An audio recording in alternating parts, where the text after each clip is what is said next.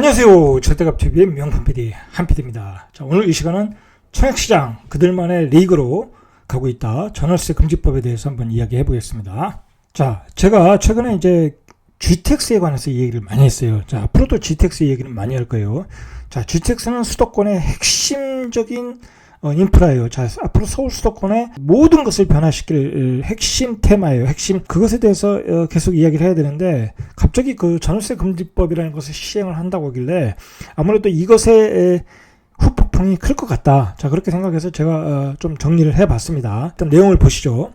투기 세력 완전 근절을 위해서 2월 19일자로 시행을 한다고 그래요. 이제 목적이 그렇다는 거예요. 투기 세력 완전 근절을 하겠다라는 거예요. 마지막 이제 활용 점점이 되는 거예요. 이제 분양을 받으면 5년간, 2년에서 5년간 살아라 이거예요. 이건 이제 과태료도 있고 경우에 따라 이제 그 감옥에도 가야 되니까 징벌적 법이에요. 이제 청약하시는 분들은 이제 적용 지역이 내가 청약하는 지역이 적용적 아파트인가 확인을 반드시 하셔야 돼요. 보통 이제 아파트를 분양받으시는 분들은 경험이 없다 보니까 그런 걸 확인 안 하고 무작정 청약하시는 경우가 제가 보기에는 많아요. 한 30-40% 될 것 같아요. 이게 홍보도 안 됐고. 자, 분명히 확인하시고 받아야 돼요. 내가 강남에 분양받았는데 나중에 보니까 입주를 해야 되네. 입주해야 되는데 돈이 없어. 자, 그렇게 되면 이제 그 아파트 도로 반납하셔야 된다는 거예요. 주택법 시행령을 개정한 거예요. 2월 19일 공고 이후에 나오는 아파트는 적용을 한다. 적용지역 아파트는 서울 수도권 지역 중 분양가 상한제 적용지역 아파트예요. 그러니까 지역적으로는 서울 수도권이고 서울 수도권 중에 분양가 상한제를 적용하는 아파트예요. 공공택지에서는 3년에서 5년 정도 전매 제한 또는 실거주 요건이 있어야 되고 그 다음에 민간택지는 2년에서 3년. 자, 시세의 80% 미만이면 2년. 민간택지에서 시세의 80% 미만이면 공공택지에서는 3년, 80%에서 100%면 5년. 자, 이렇게 되는 겁니다. 자, 가격이 저렴할수록 오래 살아야 된다. 어떤 정부의 어떤 옵션이에요. 자, 위반 시에 감옥을 가야 돼요. 그래서 징벌적법인 거예요. 1,000만 원 이하 과태료 또는 1년 이하의 징역이에요. 또는 이게 위반 시에는 LH의 분양가로 도로 팔아야 돼요. 자, 부득이한 사유가 있다고 하면 예외로 인정을 하겠다는 거예요. 부득이한 사유. 자, 예를 들어서 내가 취업을 했거나 또는 뭐 질병이 있거나 해외로 이주를 했거나 자, 이런 경우에는 예외로 인정을 해주겠다. 자, 이런 경우가 많지는 않겠죠. 자, 그리고 정부가 이 법을 만드는 것은 정부가 이제 완전히 투기를 근절시키겠다는 의지예요. 정부는 지금 부동산에 명운을 걸고 있어요. 만약에 부동산을 가격을 못 잡는다, 앞으로도 못 잡는다. 자, 그러면 이거 정권을 내놔야 될 상황이라고 생각을 하는 거예요. 그리고 지금 정부는 투기 수요는 확실히 잡아야 된다. 그런 신념은 뭐 예전이나 지금이나 변화가 없어요. 앞으로도 변화 없어요. 그거는 투기 수요는 잡는다. 실거주를 안 하면 투기다라고 보는 거예요. 자, 문제는 뭐냐면 신혼부부들이 다 새집을 선호해요. 대부분의 신혼부부들은 신축이나 준신축급을 찾죠. 자, 그런데 이제 그런 집을 청약받기도 어려워졌고 전세 살 가능성도 없어졌어요. 일단 전세 살 가능성은 거의 없어졌다. 그렇게 보셔야 되는 거예요. 적용지역을 보시죠. 자, 적용지역은 이제 분양가 상한제가 적용되는 지역인데 자, 분양가 상한제가 적용되는 건 좀 복잡한데 간단하게 보면 직전 3개월 주택가격 상승률이 물가 상승률의 2배 초과. 그러니까 요즘 최근 집값이 급등하는 지역은 대부분이 분양가 상한제 지역, 적용지역이라고 보면 돼요. 그러니까 서울의 정비지역, 서울에서 그 짓는 지역은 거의 정비사업으로 진행되는 곳이니까 서울은 거의 다라고 보시고 경기도는 이렇게 세 군데, 광명시, 하남시, 과천시 이런 동들이 주로 이제 적용되는 지역이라고 보시면 돼요. 자, 근데 이 정도가 아니에요. 문제는 3기 신도시가 대부분이 적용된다고 보시면 돼요. 공공택지니까. 우리가 서울 수도권의 대부분의 입지 좋은 곳, 인기 지역들은 대부분이 적용 지역이다 라고 보시면 돼요. 이제 그런 지역들은 내가 돈이 없으면 분양도 못한다. 분양도 못한다. 자, 이게 문제가 뭐냐면 이렇게 되면 이제 그들만의 리그가 되겠죠. 자, 실거주 비용이 없으면 이제 청약이 안 되니까 현금이 있는 사람만 이제 청약이 가능한 거예요. 그리고 이제 신축 아파트 전세가 공급이 단절되겠죠. 그렇게 되면 이제 입주장의 효과가 사라지는 거예요. 보통은 이제 전세 물량의 공급이 가격이 이제 어떻게 이제 다운되냐면 그 주변에 신축 아파트 공급이 되면서 전세 가격이 안정을 찾는 건데 그런 입주장의 효과가 사라진다. 자, 그리고 또 문제가 뭐냐면 청약자 상황의 변화에 대응이 어려워지는 거예요. 내가 청약받는 사람이 청약을 받을 때는 돈이 있었어요. 근데 입주할 당시 되니까 돈이 없는 경우가 있어요. 뭐 그것 가지고 또 주식을 투자하다가 물린 경우도 있고, 누구 뭐 빌려준 경우도 있을 거고, 뭐 사업에 투입할 수도 있는 경우도 있을 거고, 그리고 내가 입주할 때 내 집이 안 팔리는 경우가 또 있잖아요. 안 팔리는 경우가. 자, 그런 상황에 변화에 대응이 어렵다. 이거 문제가 있어요. 제가 보기에는. 이런 문제가 있어요. 아주 디테일한 문제가 있다니까요. 이게 보통 문제가 아니라니까요. 자, 그리고 결정적인 문제가 뭐냐면 흑수저들이 집을 분양받아서 자산 증식이 어려워요. 내가 그냥 계약금만 놓고 나중에는 그냥 전세를 놔서 그리고 나중에 돈이 2, 3년 뒤에 더 많아지면 입주할 계획을 가진 사람들이 많거든요. 그런 사람들이. 자, 그런데 이제 그런 사람들이 청약을 못 받는 거예요. 자, 그러니까 그런 사람들이 자산을 증식할 기회가 없다라는 거예요. 자, 이게 문제라는 거예요. 자, 그리고 신규 전세입자들이 이제 신축에 살 기회가 다 사라지는 거예요. 이제 다 구축에 살아야 된다. 자, 그리고 문제는 뭐냐면 이제 중산층이 강남 진입이 거의 다 불가해졌어요. 중산층은 이제 내가 10억 이상이 있어야 이제 분양을 받을 수 있는 거니까, 현금 10억이 있어야. 근데 현금 10억 있는 사람이 얼마나 되겠냐고요. 그죠? 많잖아요. 자, 그러니까 거의 불가해졌다. 자, 정부의 생각은 총량제예요. 네가 살고 있는 집을 전세 주고 여기로 이사 오니까 모자르지 않다, 공급이 모자르지 않다, 그렇게 보는 거예요. 자, 그것이 그렇지 않은 게, 그 집을 팔면 파는 사람이 실수요가 사겠죠. 요즘 뭐 갭 투자할 수가 없잖아요. 그러면 그 전세 물량이 하나가 없어지는 거예요. 그리고 전세 수요는 계속 들어오니까, 세대 분리하거나 신혼부부가 계속 들어오니까 공급은 없어지고 수요가 계속 들어오니까 당연히 전세 가격이 뛰겠죠. 근데 정부는 이제 집의 총량으로만 보고 있는 거죠. 그리고 이제 그런 모자란 부분은 2025년 이후에 공공주택으로 이제 충분히 공급한다라고 얘기하는데, 지금 공공주택 재개발이 뭐 벌써 노후도가 안 돼가지고 반은 탈락돼 있잖아요. 그죠? 자, 그리고 내 집을 거래가 안 되는데 공공주택 재개발 안 하겠다는 데도 많잖아요. 그러니까 이게 2022년 이후에 공급이 또 제때 이루어지지도 않는다. 정부가 노리는 것은 청약 과열 열기를 진정시키겠다는 거예요. 청약 과열 열기.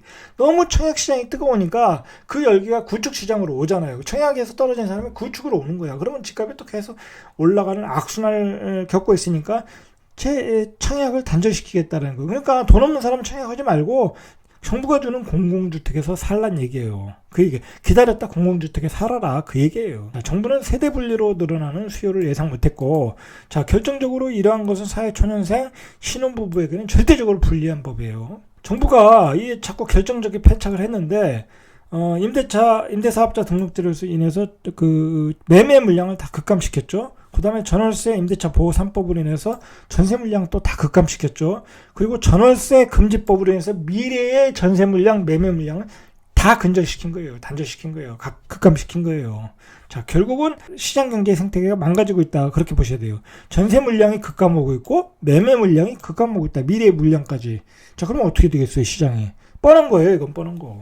그리고 이제 정부가 공시지가 인상으로 분양가도 인상이 되고 있어요, 실제적으로. 그리고 최근에 인근 거래 가격도 90%까지 반영을 하겠다고 그래요. 자, 그러니까 이제 로또 분양이라는 얘기도 조금씩 사라질 수 있어요. 그러면 20년, 30년 무주택으로 살았던 사람들이 좀 허탈감이 빠지겠죠. 이제 분양가가 올라가니까, 분양가 자체가 올라가니까. 자, 어쨌든 이제 이렇게 되면은 도심에서 수도권 외곽으로 갈 수밖에 없어요. 도심에서 외곽. 그것도 외곽에 이제 예를 들어 이제 준신축, 신축급 아파트, 이제 그런 데로 이제 수요가 빨려 나가는 거예요. 도심에 이제 새 아파트가 없으니까. 자, 이제 그런 도심의 외곽에 있는 아파트, 강세국면으로 갈 수 있다라는 거예요. 자, 앞으로 둥천주공, 원밸리 이런 인기 아파트들이 이제 분양을 앞두고 있어요. 자, 이건 핫한 아파트들인데, 자, 이런 아파트들 분양받으려면 한 10억 정도, 11억 정도를 가지고 있어야 돼요. 11억 정도. 근데 11억 가진 사람이 어디 있겠어요. 근데 만약에 이제 전세를 놓으면 11억은 전세를 놓을 수 있으니까 당연히 이제 분양을 받으려고 했는데, 이제 그런 계획을 가지고 있던 사람들이 이제 분양을 못 받아요. 받아봤자 내게 안 되니까. 자, 그래서 그런 아파트들은 이제 현금 부자들이 싹쓸이 할 것이라는 거예요. 이제 자기 수준에 맞게 살라는 얘기예요. 자기 수준에. 아니면 정부가 제공하는 월세 공공주택에 살든지. 자, 이 문제는 이제 중심지 진입이 힘들어진다. 이제 중심지에 산다는 게 힘들어져요. 전세로도 못 살고 당연히 분양도 못 받고.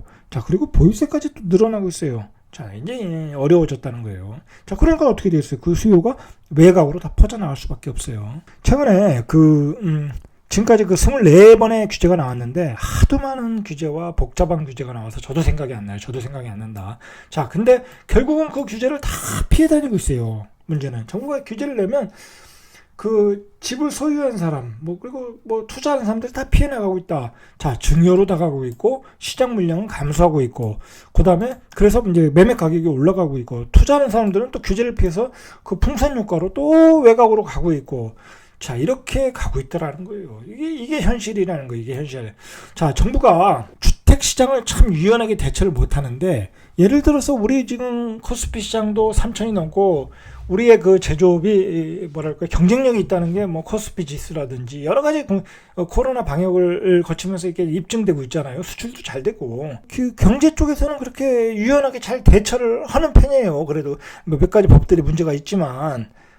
어쨌든 어떤 이 사람의 어떤 권리에 관한 문제이기 때문에 그런 부분은 어쩔 수 없잖아요. 노동의 질을 향상시켜야 되는 부분도 있어야 되니까. 제가 이 얘기를 말씀드리는 건 뭐냐면, 우리가 요즘 그 벼락거지, 그 다음에 부의 불균형, 빈부의 격차가 벌어지고 있다고 그래요. 자, 근데 정부가 보는 입장에서는 빈부의 격차가 벌어지는 것은 바로 부동산에 의한 불로소득이라고 보는 것 같아요. 자, 그것도 일부분은 있죠. 일부분은 있는데, 문제는 그게 다가 아니라는 거예요. 자, 미국의 그 경제가 제조업 경제에서 빅테크, 언택트, 빅테크 기업으로 가면서 빈부의 차가 확 벌어졌어요. 자, 그게 왜냐면, 우리가 봤듯이 마이크로소프트, 그 다음에 테슬라, 애플, 페이스북, 아마존, 자, 그런 주식들이 얼마나 가격이 뛰었습니까? 그죠? 제조업은 다 망해서 나갔고. 그러면서, 미국의 빈부의 격차가 커졌어요. 그러니까 그런 직장에 다니는 사람과, 그리고 제조업에 다니는 사람들은 다 실직이 되고, 그런 기업에 다니는 사람들은 스톡 옵션 받아가지고 주식 부자가 되고, 그러면서 미국이 빈부의 격차가 벌어지고, 트럼프 대통령이 나온 거예요. 자, 빈부의 격차는 그런 과학기술의 혁신에 의해서 지금 벌어지고 있는 거예요. 자, 우리나라도 그런 상황으로 있는 거예요, 지금. 예를 들어서 판교 벤처밸리에 있는 그런 빅테크 기업들, 네이버, 카카오, NC소프트, 넷마블, 넥슨, 그런 회사들의 급여가 어떻습니까? 초봉이 5천이, 초봉이 5천. 그 다음에 상여금은 얼마 주느니 마느니. 그 다음에 우리가 지금 잘 나가는 반도체, 지금, 상여금을 몇 프로 주느냐. 그것 가지고도 또 논쟁이 심하지 않았습니까? 근데 지금 반면에 중소기업들 보세요. 직장이 망하느냐, 안 망하느냐, 제조업들. 그런 갈림길에 서 있고, 그러한 혁신에 의해서 지금, 어떤 빈부의 차가 벌어지고 있다라는 거예요. 벌어지고 있다. 정부, 사실은 그런 쪽에서 이렇게 사회가, 빈부의 격차가 벌어지고 있는 전반적인 어쩔 수 없는 현상이라는 거, 어쩔 수 없는 현상. 자, 근데 그런 점은 보완을 안 하고, 그런 걸 독점을 규제할 수 있는 법들이 이제 마련돼야 되는 거지 않습니까? 자, 그런 거에 대한 보완은 안 하고, 부동산으로 인해서 모든 것이 부동산이 적폐고, 부동산으로 인해서 빈부의 격차가 벌어지고 있다. 그렇게 정부는 판단하고 계속 징벌적 법안을 만들고 있는데, 자, 그것도 문제가 있는 거예요. 왜 그러냐면, 그렇게 하면 규제가 나오면 나올수록 집을 가진 사람들, 강남의 집값은 더 올라갔어요. 그리고 고급지의 주택은 더 올라갔어요. 풍선 효과로 인해서 똘똘한 한 채로 더 올라갔다라는 거예요. 규제가 더 부자들을 부자로 만들어줬다라는 거예요.